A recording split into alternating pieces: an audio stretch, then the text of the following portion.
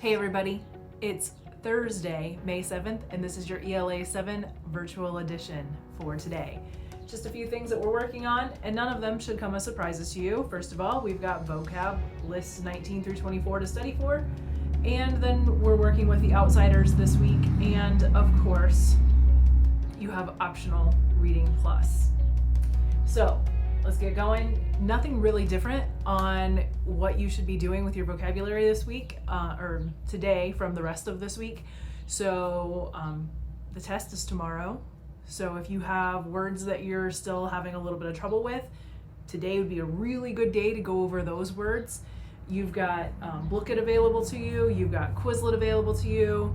Maybe you made your own flashcards. Maybe you printed out all of your vocabulary lists, or maybe you're just going over them on your screen. Any of those methods is fine. Maybe you're having somebody quiz you from your screen. That would be a great way to do it too. So hopefully you found a way that's working for you to review for that test that's coming up on Friday, tomorrow. Like I told you earlier this week, it's just exactly like tests you've taken previously for our vocabulary lists. So it'll start out with some, here's a definition, choose the correct word. It's all multiple choice.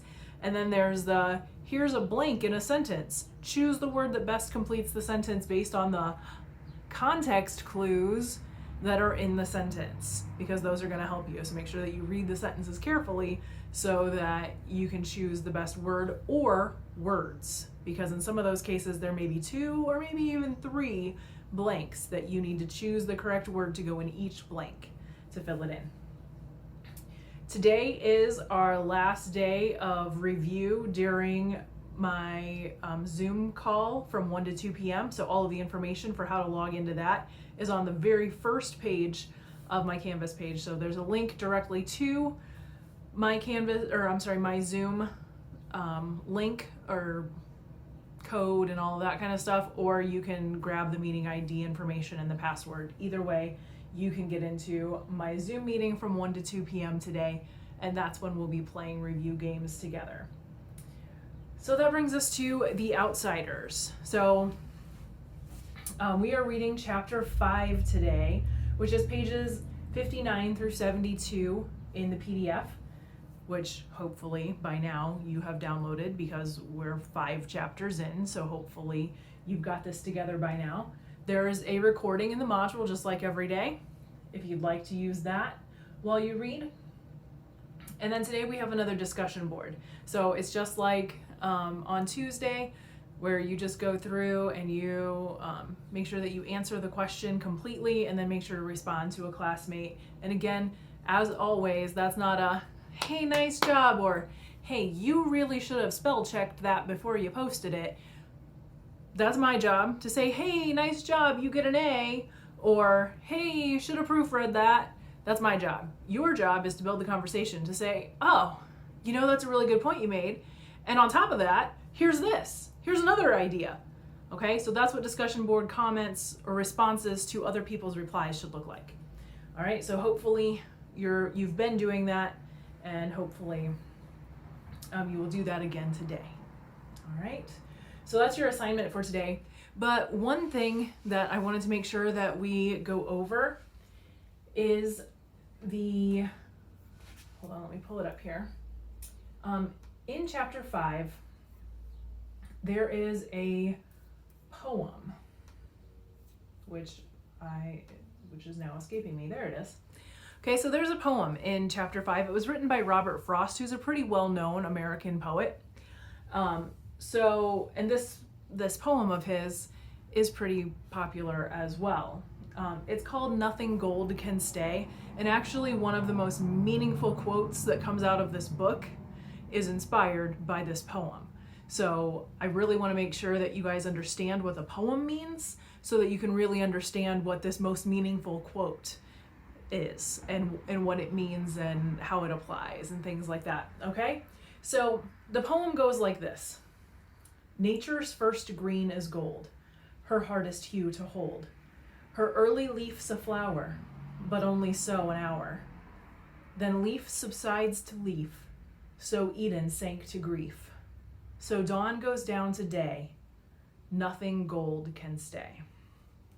Okay, so let's kind of take this apart a little bit and kind of try to figure out what Robert Frost is trying to say through this poem. What is it that he means? Okay, so if we take the first line, nature's first green is gold. That doesn't make sense. It's green, not gold. And nature's green? Who's nature? Well, nature, that's probably Mother Nature, right? So Mother Nature's first green is gold. What's green in nature? Oh, things like leaves, grass, flowers, some flowers are green, but like the stem and the leaves that go along with it, all that kind of stuff is gold.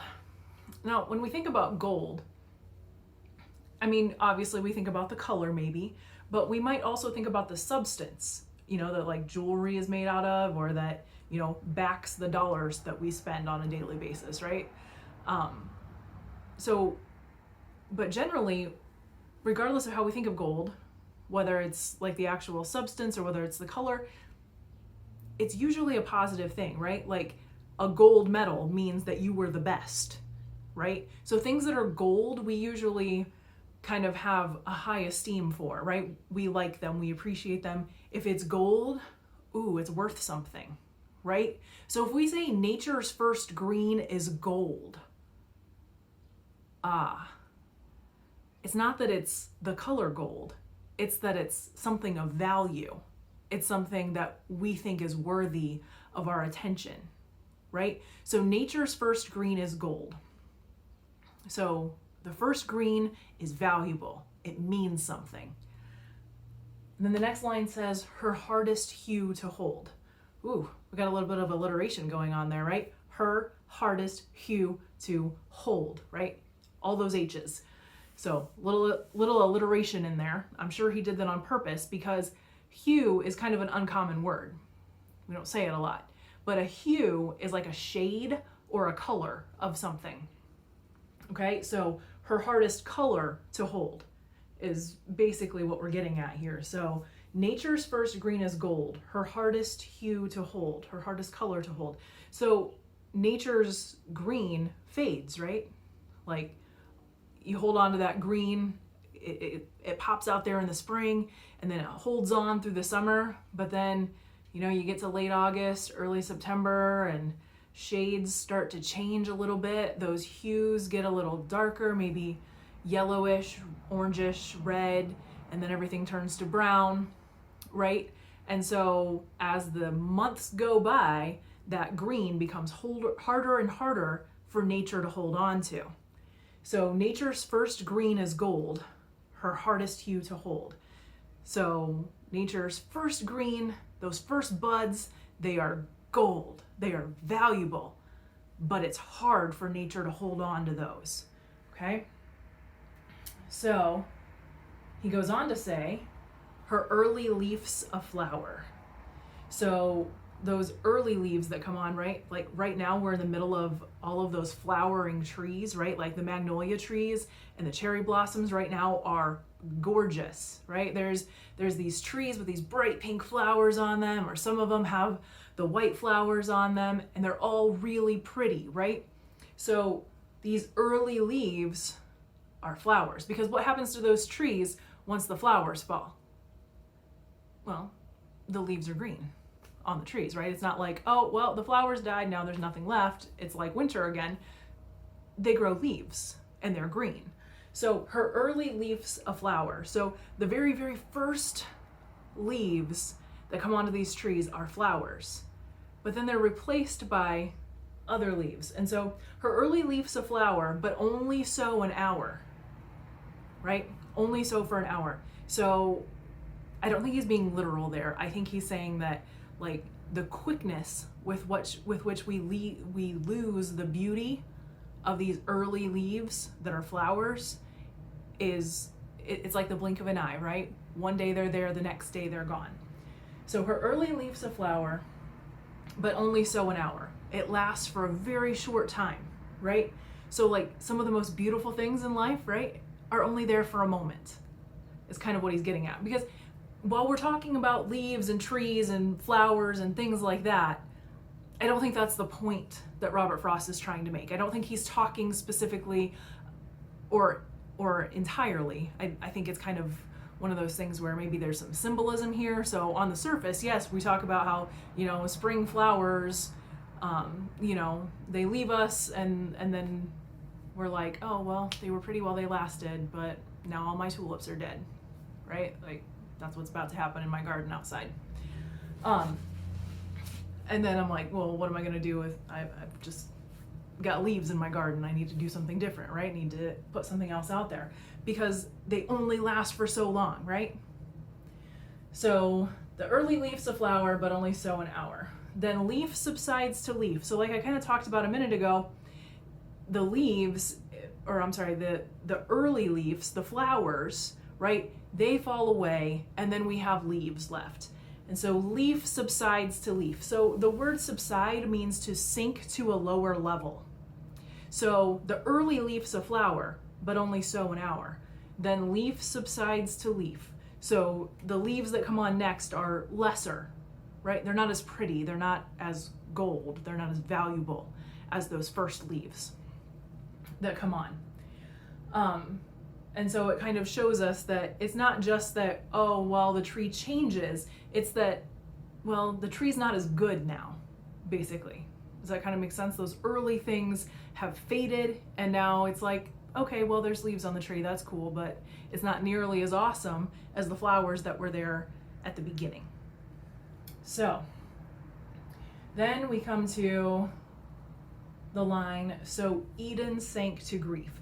So this is an allusion with an A, not an illusion like a magic trick, okay? Allusion or reference to the Bible.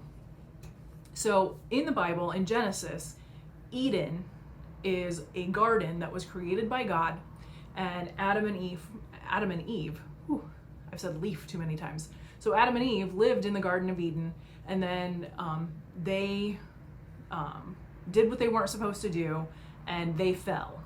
In other words, they were cast out of the Garden of Eden, and the garden sank to grief. So nobody's been allowed in the Garden of Eden since Adam and Eve were cast out of it. So Eden sank to grief. Nobody can access it. It's gone forever. Okay, so, but it was the first. It was the first home of humans, biblically. Okay, and so just like the early leaves of, say, a tree or a plant subside to other leaves, Eden sank to grief, right? It fell away from its original and intended beauty. All right? Then we come to, so dawn goes down to day. So here he's suggesting that dawn is the most beautiful time of day. Like the best time of day is dawn, when the sun comes up and, everything's just being lit from the beginning, for the beginning of the day. So dawn goes down to day, which is interesting because actually at dawn the sun is rising, right? And so the rest of the day the sun rises, and then it doesn't actually go down until sunset. But what Frost is saying here by saying dawn goes down to day is he's saying that dawn is better than day. Dawn is better than sunset. The beginning is better than any of the rest. It's better than the middle, and it's better than the end. I'm starting to notice a trend here. Let's keep going and then we'll talk about the trend. Okay, and then the last line is nothing gold can stay. So again, we're back to that idea of gold. So do we mean like the color gold? I think we mean the thing of value. So nothing that's super valuable, nothing that's super worthwhile can stay. It can't stick around. Okay, so if we look back at all of these things, so nature's first green is gold, her hardest hue to hold. So the first is what's gold.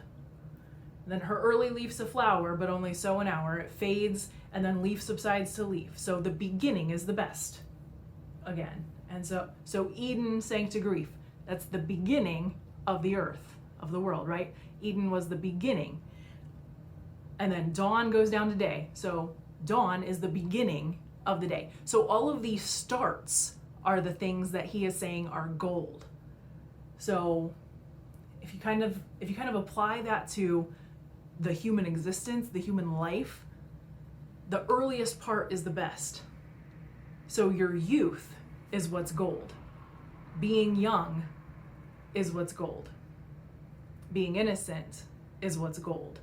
So if you kind of want to sum up like a theme of this story or this poem, it would be that the golden things in life are fleeting. They don't last forever and they don't stay long in this world, but that makes us appreciate them even more. So like our youth, or even, you know, the early days of a baby, right? Like everybody likes a baby. I mean, unless you're, I mean, I'm sure there are exceptions, but you know, babies, they're cute and they're innocent and they're sweet and they're funny and they also cry a lot and, you know, can't tell you what they want, and there are other issues too.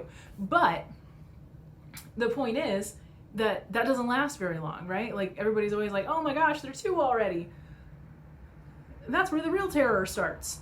But the idea here is those moments are so fleeting. Those early things, they're hard to hold on to.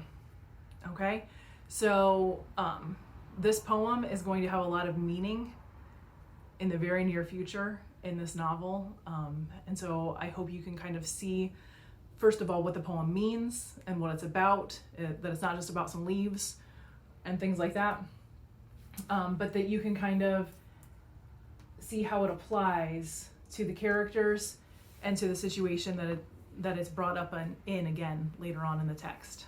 All right, so hopefully that all made sense, and you know, if you need to, come back to this explanation later when you need to say, I think that was from the poem, but I'm not sure what it means. All right, so there you have it. There's your explanation of Nothing Gold Can Stay by Robert Frost. So that brings us to our recap for today. Review for your vocab test, lists 19 through 24. So make sure that you're all prepared for that because your test is tomorrow. I need you to read chapter 5 and do the discussion board for that today. Obviously, if you'd like to read something else in addition to The Outsiders, you are welcome to do that. I would love it if you did. And then finally, you have your optional reading plus if you're trying to boost your grade a little bit this week. All right, so that's everything. As always, if you have any questions, you can email me at ddixon@pdys.org. You can message me on Canvas, or you can log on to my office hours from 10 to 11 or 1 to 2, or just log on to play some games to review for your test tomorrow. All right, speaking of tomorrow, I'll see you then.